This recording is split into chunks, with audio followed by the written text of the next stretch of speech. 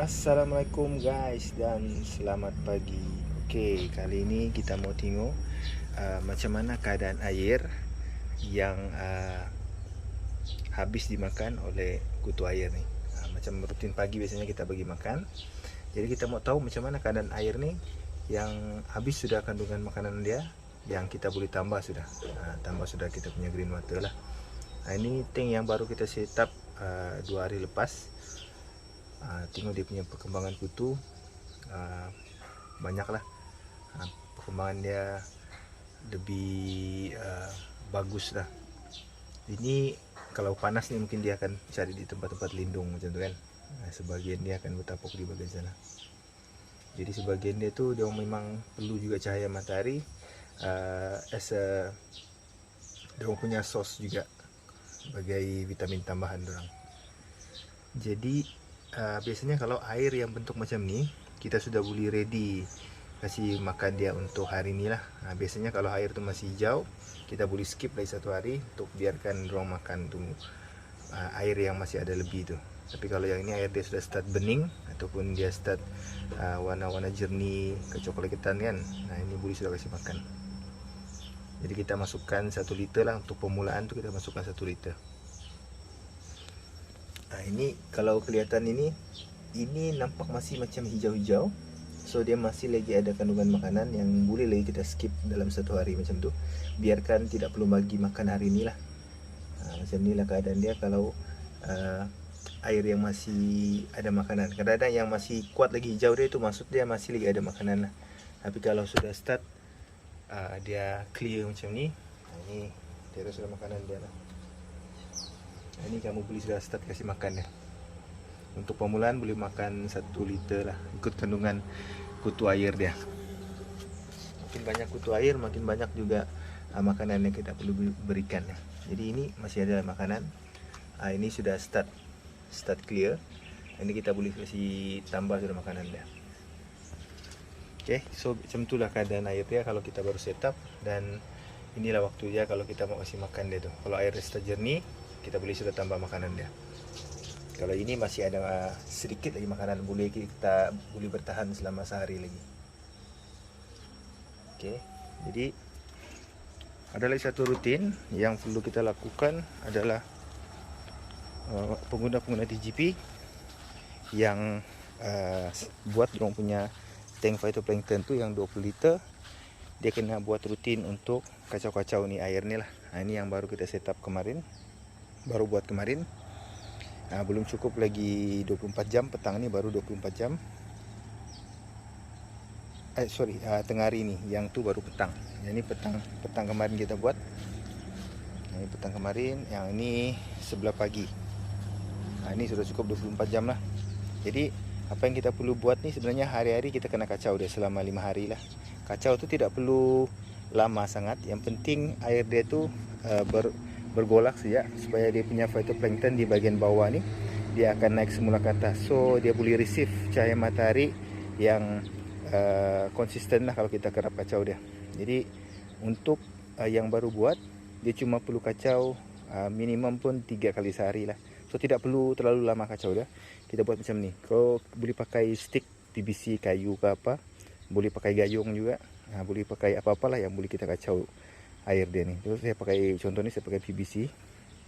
Kacau dia tu simple je, kita kacau. Yang penting air dia tu bergolak supaya phytoplankton yang di dasar tu dia tidak drop. So ini kita mau pastikan semua phytoplankton tu boleh dapat cahaya matahari. Dia pun tidak kerap, tapi at least dia boleh serap matahari di bagian bawah lah. Macam tu saja. Lebih kurang 10 minit, 10 saat ke 15 saat macam tu kan. Kacau-kacau dia saja. So paling bagus sekerap yang boleh lah. Tapi kalau pun tak dapat, minimum 2 ataupun 3 kali sehari. Pagi-pagi, lepas tu tengah hari, lepas tu petang lah. Macam tu. Macam tu je. Yang penting air dia bergolak. Simple ya. Tak lama. Jadi kalau yang baru buat tu cuma 1 tank, rasanya tidak bermasalah lah kalau kita kacau. Apalagi yang banyak tangan. Jadi benda ni simple saja, kita tak perlu kacau. So kalau mau pakai oksigen, sebenarnya tidak digalakkan, tapi kalau mau pakai pun boleh pakai. Tapi kita sudah waste kita punya electricity lah. Jadi benda tu cost bagi kita. Kalau saya lebih suka manual macam ni, so kita fleksibel meletak di mana-mana pun kawasan, tidak perlu tarik current, tidak perlu tarik hose pipe buat air bubble kan. So ini memudahkan kita. Kadang-kadang bila di outdoor ni susah kita mau cari source current tu. Jadi kalau kita pakai manual macam ni, memudahkan kita lah, tidak perlu runsing, tidak perlu bingung-bingung mau cari mana mau tarik current kan. Kalau pakai ini pun okey sudah. Jadi ini memudahkan kita lah kalau kacau manual macam ni. Tidak perlu pakai pump oksigen tu. Kita kacau-kacau macam tu ya, 10 hingga 15 saat kan. Jadi inilah rutin dia, kita kena perlu buat sehingga hari yang kelima. So hari-hari lah, 3 kali 1 hari. Macam tu. Macam ni. Jadi begini yang kita perlu lakukan setiap hari sehingga hari kelima. So untuk yang baru buat, memang benda ni maksudnya baru buat TGP yang biasanya buat 20 liter macam ni lah. Inilah 20 liter TGP yang dihasilkan tu. Satu keping baja dengan 10 ml serta 500 ml starter phytoplankton tu. Jadi dia akan buat 20 liter macam ni lah dia dapat hasilkan. Jadi biasanya setiap hari kita kena kacau-kacau, pagi, petang ataupun pagi, tengah hari sama petang 3 kali sehari lagi bagus lah. Kalau kerap lagi bagus. Jadi benda ni kita akan lakukan selama 5 hari berturut-turut. Kalau nampak air dia sudah start hijau kan, contoh macam ni lah hari keempat ataupun hari 3 sudah start hijau, itu kita boleh kasih drop sedikit dia punya kuantiti kacauan tu. Maksudnya kita kacau dia sehari sekali macam tu kan, ataupun dua kali sehari. Itu kita boleh reduce sudah. Tapi kalau air dia masih belum hijau, pastikan hari pertama, hari kedua, hari ketiga itu sangat penting. Hari pertama, terutama hari pertama lah, 24 jam, 48 jam tu, itu dia kena kerap, kita kena kacau. Sebab takut dia punya phytoplankton tu drop di bawah, dia tidak dapat berkembang dengan baik lah. Jadi kalau kita kacau dia, membantu proses pembiakan phytoplankton tu lebih cepat. So dia boleh dapat sinaran matahari berterusan. Kadang-kadang bila dia drop semalaman tu kan, dia akan di dasar saja tu. Bila di dasar ni, permukaan ni kadang-kadang penuh dengan kotoran-kotoran macam ni kan. Kalau dia terlalu banyak sampai menutup dasar bekas tu, itu akan menghalang matahari, akan tembus ke dasar. Mungkin percentage dia ada tembus, cuma agak rendah. Jadi kalau kita kacau-kacau ni, at least dia boleh bagi lagi dia punya cahaya matahari tu tembus sampai ke dasar. Okay, itulah rutin yang kita perlu lakukan bagi pengguna-pengguna TGP yang baru proses dorang punya TGP tu. So kita kena lakukan selama 5 hari berturut-turut.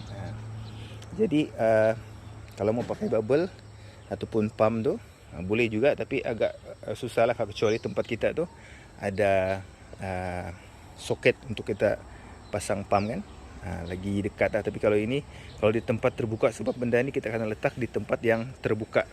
Jangan ada bayangan bangunan lah yang boleh menghalang sinaran matahari itu, terus kena kita punya bekas pembiakan. Jadi kalau kita biar macam ni, itu lagi membantu kita lah. Jadi benda ni kita kena rutin, kena lakukan sampai air dia tu start hijau, baru kita boleh skip lah. Jadi itu saja pengungsian kita pada pagi ini. Semoga bermanfaat untuk anda semua. Dan jangan lupa like, share dan follow kita punya channel di YouTube untuk tengok kita punya perkembangan seterusnya dan tengok video-video yang kita share kepada sahabat-sahabat semua. Okay guys, selamat berehat, sihat-sihat selalu dan Assalamualaikum. Bye-bye.